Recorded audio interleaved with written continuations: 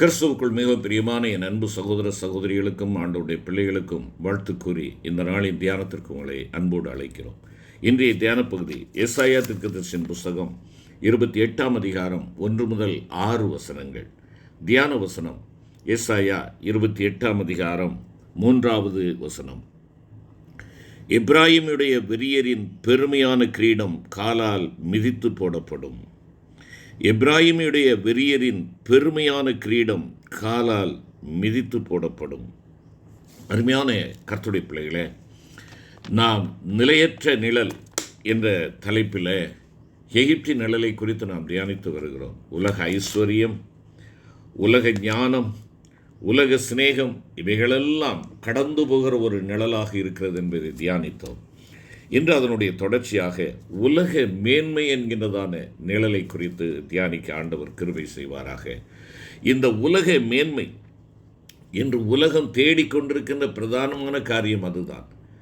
மேன்மையுடையவர்களாக கருதப்பட வேண்டும், மகத்துவமுடையவர்களாக கருதப்பட வேண்டும், முன்னிலைப்படுத்தப்பட்டவர்களாக காணப்பட வேண்டும். எல்லா காரியங்களிலேயும், படிப்பாக இருக்கலாம், தொழிலாக இருக்கலாம், உத்தியோகமாக இருக்கலாம், இல்லையென்றால் சொத்து சேர்ப்பதிலாக இருக்கலாம், ஆழ்திரைச்சி உடையவர்களாக இருக்கலாம், எல்லாவற்றிலும் மேன்மையுடையவர்களாக காணப்பட வேண்டும் என்று மனிதன் ஓடித் திரிகிறதை நாம் பார்க்கலாம். ஆம், இன்றைய உலக மாந்தரி நாட்டமெல்லாம் பதவி, புகழ், ஆஸ்தி, அழகு, உயர்கல்வி, பட்டங்கள், படிப்புகள், உல்லாசமான வாழ்க்கைகள் போன்றவற்றினால் பிற மனிதருடைய நன்மதிப்பை பெற்று இந்த உலகத்திலே மேன்மையடைய வேண்டும் என்பதாகவே காணப்படுகிறது. அதற்காகவே ஓடுகிறார்கள், உழைக்கிறார்கள், தூக்கமின்றி செயல்படுகிறார்கள். அவருடைய நாட்டம் தேட்டமெல்லாம் இதேதான், இந்த உலகம் கொடுக்கக்கூடிய மேன்மையை குறித்ததாகவே இருக்கிறது. ஆனாலும் இவற்றின் மேல் வெறி கொண்டவர்களின் பெருமையான கிரீடம் காலால் மிதிக்கப்படும் என்றும், உலக சிற்றின்பங்களில் மதிமயங்கியிருப்பவர்களின் அலங்கார ஜோடிப்பு வாடிப்போகும் புஷ்பமே என்றும் ஏசாயா 28ஆம் அதிகாரம் 1 மற்றும் 3ஆம் வசனம் கூறுகிறது. அது மாத்திரமல்ல, மாம்சமெல்லாம் புல்லை போலவும் அதன் மேன்மையெல்லாம் வெளியின் பூவை போலவும் இருக்கிறது. புல் உலர்ந்து பூ உதிரும் என்பதாக 40ஆம் அதிகாரம் ஏசாயாவிலே நாம் வாசிக்கிறோம்.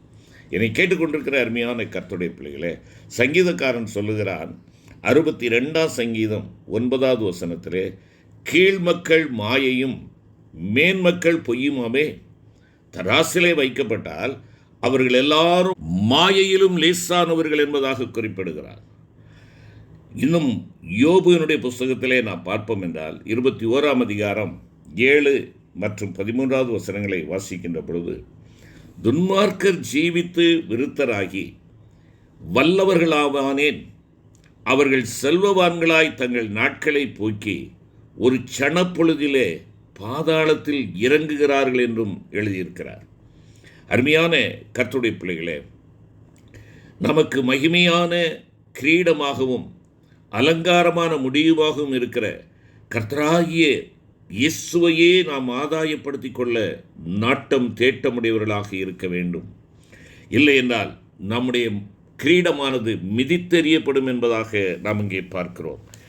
எப்பிராயீமுடைய கிரீடம் எப்படிப்பட்டதாக இருக்கிறதா?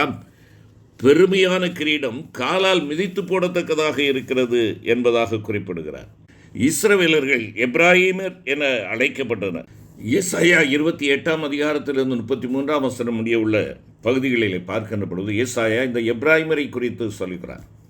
அவர்களுடைய பாவத்தையும் அவருடைய விசுவாச மறுதலிப்பையும் பின்வாங்கின ஜீவியத்தையும் உலக மேன்மைகள் நாட்டங்களை தேடி ஓடுகிறதையும் அவர் குறிப்பிட்டு எச்சரிப்போடு கூட இந்த தீர்க்க தரிசன வசனத்தை குறிப்பிடுகிறார். இதை கேட்டுக்கொண்டிருக்கிற என் அருமையான கர்த்தருடைய பிள்ளைகளே, மனிதன் தான் தேடினது அவனுக்கு கிடைக்கின்ற பொழுது அவனுடைய இருதயம் இருமாப்பாய் இருக்கிறது. உலக மேன்மையை பெற்றுக்கொண்டவன் இருமாப்புடையவனாக இருக்கிறான். ஆகையினாலே அந்த இருமாப்பு அவனை விழ தட்டிவிடுகிறது என்பதை அவன் அறியாதவனாக தான் இன்னும் மேன்மையை தேடிக்கொண்டிருக்கிறவனாக இருக்கிறார்.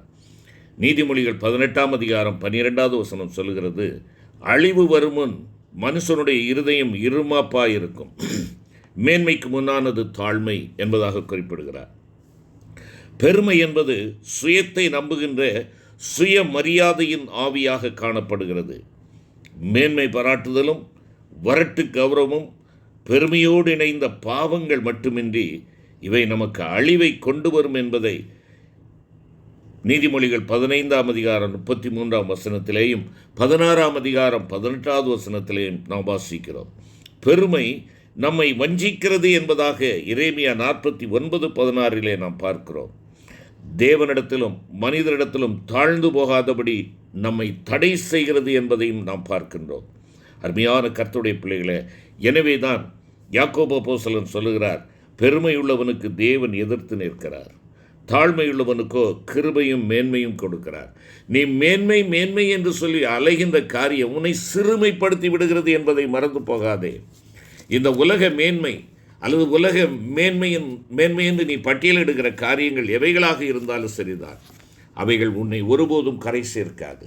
அழிவையும் இருமாப்பையும் தான் அது கொண்டு வருகிறது என்பதாக நாம் பார்க்கின்றோம். இங்கே 2 நாளாகமத்திலே நான் பார்க்கின்ற பொழுது 1ஆம் அதிகாரம் 12வது வசனத்தில் சாலமோனுக்கும் ஆண்டவருக்கும் இடையே நடந்த அந்த சம்பாஷணையை நாம் பார்க்கிறோம். ஆண்டவர் சொல்லுகிறார் 12வது வசனத்தில், அங்கே சொல்லுகின்ற பொழுது, ஞானமும் விவேகமும் தந்திருக்கிறதும் அல்லாமல் உனக்கு முன் இருந்த ராஜாக்களுக்காயிலும் உனக்கு பின் இருக்கிற ராஜாக்களுக்காயிலும் இல்லாத ஐஸ்வர்யத்தையும் சம்பத்தையும் கனத்தையும் உனக்கு தருவேன் என்று சொல்லுகிறார். ஆண்டவர் சாலமோனுக்கு அவன் கேட்காததெல்லாவற்றையும் கொடுக்கிறார். அவன் கேட்ட ஞானத்தையும் கொடுக்கிறார். அவன் ஆண்டவரிடமிருந்து எல்லாவற்றையும் பெற்றுக்கொண்டவனாக இருக்கிறார். சாலமோனுக்கு ஞானமும் விவேகமும் கொடுக்கப்பட்டது. ஆனால் அது அவன் என்றென்றும் தேவனிடம் உண்மையாய் இருப்பான் என்பதற்கான ஒரு உத்தரவாதமாக அங்கே கருதப்படவில்லை. எனவே தான் அவர் அவனிடம் அங்கே சொல்லுகிறார், 1 ராஜாக்கள் 3ஆம் அதிகாரம் 14வது வசனத்திலே, அவருடைய கட்டளைகளையும் நியமங்களையும் கைக்கொண்டு அவருடைய வழிகளில் நடக்க கவனமாயிருக்க வேண்டும் என்கிறார். அருமையான கர்த்தருடைய பிள்ளையே, உனக்கு ஆண்டவர் கொடுத்திருக்கிற ஆசீர்வாதங்களில் நீ கவனமாக இருக்கவில்லை என்றால், உலக பிரகாரமான மேன்மையை மாத்திரமே நீ தேடி ஓடிக்கொண்டிருக்கிறவனாக இருப்பாய் என்றால், அது உனக்கு அழிவின் படிக்கட்டுக்குள்ளாக நீ இறங்குகிறாய் என்பதை அறிந்து கொள்ள வேண்டும். ஆம், ஞானத்தை பெற்றிருப்பதோ, தேவனுடைய வார்த்தையை குறித்த சிறப்பான அறிவை பெற்றிருப்பதோ, ஒரு மனிதன் தேவனுக்காக அந்த ஞானத்தின்படி நடந்து அவருடைய வழிகளை பின்பற்றுவான் என்ற உறுதியை ஒருவரும் நமக்கு தந்து விடாது. சாலமோன் ஞானி தன்னுடைய வாழ்க்கையின் பிந்திய காலத்தில் தேவனை மறந்து அவரை விட்டு விலகி தான் சரியென்று அறிந்தவைகளை செய்ய தவறிவிட்டான். அதன் பலனாக அவன் தேவனால் புறக்கணிக்கப்பட்டான் என்பதையும் நமக்கு ஆண்டவருடைய வார்த்தை எச்சரிப்பாக கூறுகிறது. என்னை கேட்டுக்கொண்டிருக்கிற என் அருமையான கர்த்தருடைய பிள்ளைகளே, நீங்களும் நானும் எந்த நிலையிலே நாம் இருக்கிறோம்? எப்படிப்பட்ட ஞானத்தை தேடி ஓடுகிறவர்களாக நாம் இருக்கிறோம்? மேன்மையும் மகத்துவத்தையும் தேடுகிறீர்கள். ஆண்டவர் உங்களை மேன்மைப்படுத்துகின்ற பொழுது அந்த மேன்மை தேவனுக்கு உகந்ததாக உங்களால் பயன்படுத்தப்படுகிறதா, அழிவுக்கு நேராக நம்மை வழி நடத்துகிறதா? சாலமோன் ஆண்டவருக்காக பெரிய காரியங்களை செய்தார். நாம் பார்ப்போம் என்றால், ஆண்டவரை நேசிக்க ஒரு மனிதனாக தன்னுடைய வாழ்வை ஆரம்பித்தான். அவன் ஆண்டவரை நேசிக்கிறவனாக மாத்திரமல்ல, அவருடைய கட்டளையின்படி நடந்தான். தேவனுடைய ஆலயத்தையும் கட்டி முடித்தான். தேவனுடைய அன்பையும் கிருபையையும் அவன் ரட்சிப்பையும் அனுபவிக்கிறவனாக இருந்தான். சிறப்பான ஞானமும் விவேகமும் பகுத்தறிவும் கொடுக்கப்பட்டிருந்தது. அவன் ஞானமான வேத வார்த்தைகளையும் பரிசுத்த ஆவியின் ஏவுதலால் எழுதினான். ஆனாலும் தன் பாவத்தின் வஞ்சகத்தன்மையால் தன் இருதயத்தை கடினப்படுத்தி தேவனை விட்டு விலகி அந்நிய தேவர்களை சேவிக்க தொடங்கினான். அதனால்தான் அந்நிய பெண்களை, ஸ்திரீகளை அவன் திருமணம் செய்து கொண்டு அந்த நாடுகளோடு உடன்படிக்கை பண்ணினான். இது எதை காட்டுகிறது? அவன் தேவன் பேரிலே கொண்டிருந்த விசுவாசத்தை விட்டுவிட்டான் என்பதை காட்டுகிறது. தேவனே பாதுகாக்கிறவர், தேவனே வழி நடத்துகிறவர், தேவனே அரவணைக்கிறவர் என்பதை மறந்து தன்னுடைய உலக ஞானத்தினாலே, உலக மேன்மை தனக்கு கிடைத்த அந்த அறிவின் பிரகாரமாக அவன் என்ன செய்கின்றான்? மற்ற நாடுகளோடு திருமண உறவின் மூலமாக அந்த நாடுகளோடு அவன் என்ன செய்கிறான்? நட்பை வளர்த்து கொள்ளுகிறான். விளைவு, தேவனை விட்டு அவன் தூரம் போனான். அந்த பெண்மணிகளுடைய தெய்வங்களை கொண்டு வந்து வணங்குகிறவனாக, வழிபடுகிறவனாக அவன் காணப்படுகிறான். அதற்குரிய தண்டனையும் அவனுக்கு கிடைத்தது என்பதாக நாம் பார்க்கிறோம்.